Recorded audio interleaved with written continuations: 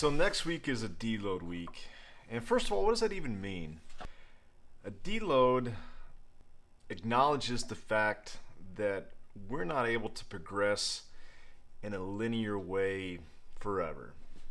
We're cyclical creatures if you think about it. In anything you do, whether it's work or life, there's periods of time where there's high stress, but you can handle that because you know that at some point there's a break. There's a period of low stress. If you do anything for too long, eventually you'll break, plateau, or lose interest, and sometimes not even know why.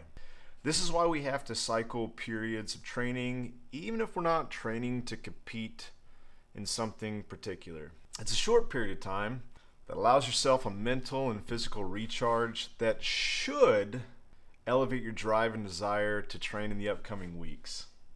If you embrace weeks like we're about to participate in with slightly lower training volume and intensity, then you should be able to cultivate greater consistency in the following weeks that by design is geared to be more intense based training versus an accumulation of reps and volume like we just finished. So long story short, in order to be consistent, you need these periods of high intensity and then a little bit lower intensity, which should allow for greater consistency, which ultimately is what gives you better results, progress, so on and so forth. Now, if you've never done something like this, and we don't expect that you have, you'll need to prepare yourself for a few things that you might experience. Number one, it may not feel like you're getting the best workout of all time.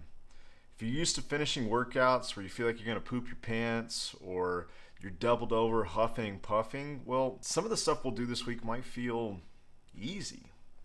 And honestly, that's kind of the point.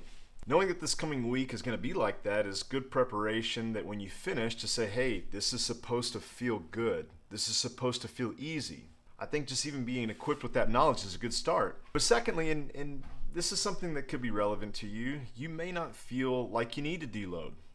I'm only speaking for myself, but I performed every single workout for this year, 6 days a week, times 5 weeks. I am ready for a change. Honestly, I'm a little tired.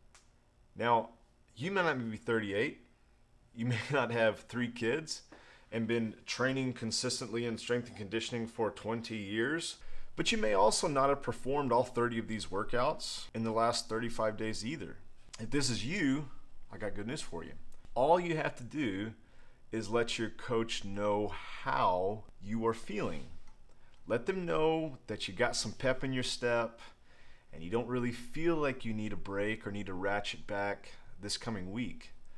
This is, are you ready for this? This is exactly how we customize. It's a dialogue. It's not this monologue going just in one direction, us telling you omnipotently what you're supposed to be doing. We really appreciate and we need feedback from you. So the thing that we talk about a lot as a staff is that we love when you tell us how you're doing. We love the feedback because that allows this process to be iterative.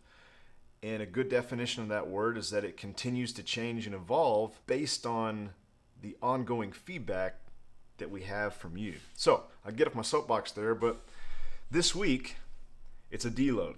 Now after that, it's called intensification. Did you hear that word? It's called intensification. So if this last month you were like, this is great, but I don't want to do it forever, guess what? Neither do we.